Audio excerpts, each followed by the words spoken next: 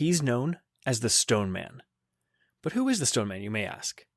Now that's a question that no one truly knows the answer to.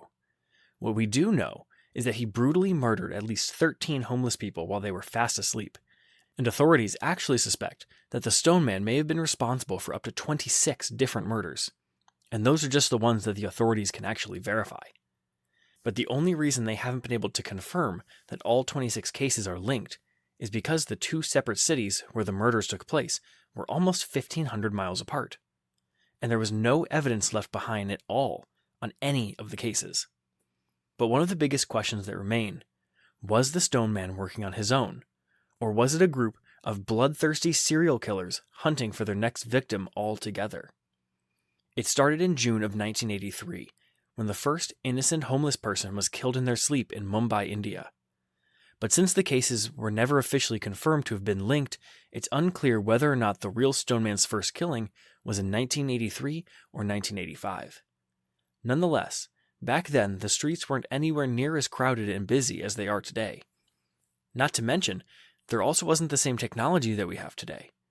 There weren't red light cameras, dash cameras, or even surveillance cameras in the shops along the street.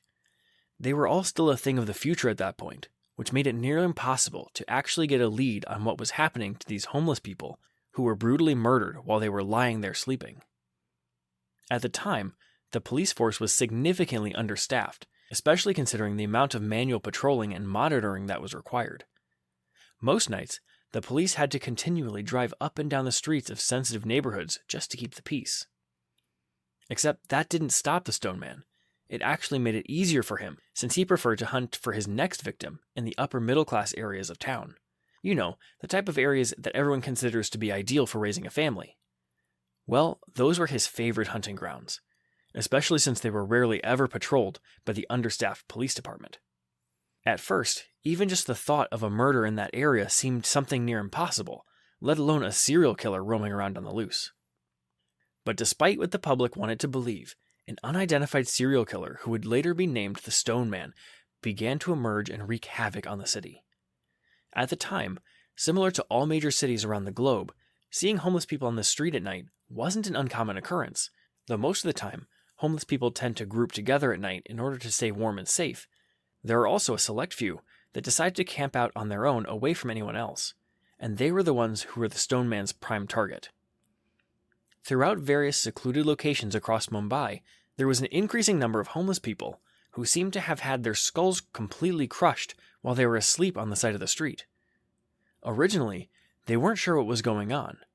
Did something just happen to fall on their head, or was there more to the story?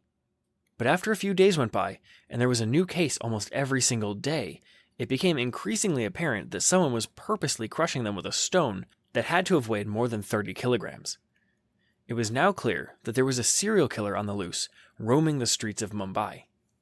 With the entire city in shock, the police had to figure out a way to overcome their biggest obstacle. There was absolutely no evidence, and there was absolutely no motive for any of the killings. They had no leads, no surveillance footage, and no idea what direction they should even look first. They were absolutely clueless. And although Mumbai's police force was already stretched thin beforehand, they still did everything they could to try and bring justice for the victims. They interviewed dozens of people, investigated dozens of tips, and uncovered every last stone that they could possibly think of. But still, they didn't have any luck. They had no clues about who the Stoneman might be. After some time, they managed to round up a group of suspects who they thought could possibly be the Stoneman killer, but they inevitably came up empty-handed yet again due to lack of evidence, and the fact that there was absolutely zero motive behind any of the killings. But despite not being able to actually convict anyone, following the interviews conducted by the police, the killings finally stopped, in Mumbai at least. And that's when everything started in Kolkata less than a year later. It seemed almost as if the Stoneman killer had just relocated from Mumbai and picked up where he had left off.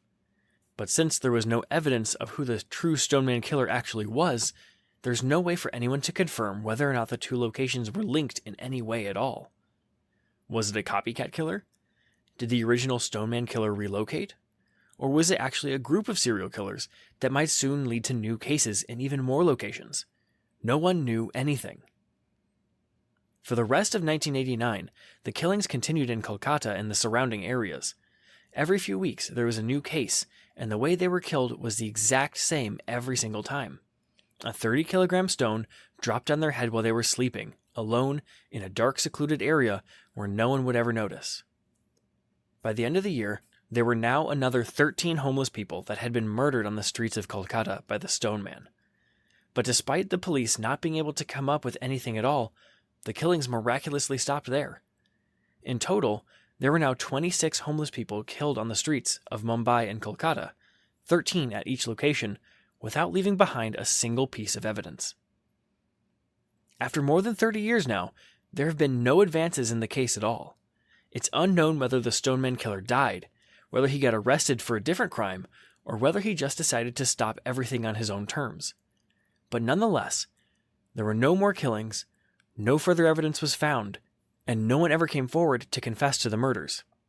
To this day, the Stoneman still remains unfound, and the case is considered to be an ongoing mystery. If you enjoyed the video, don't forget to leave a like and subscribe. Also, let us know what you think about the Stoneman killer down in the comments below.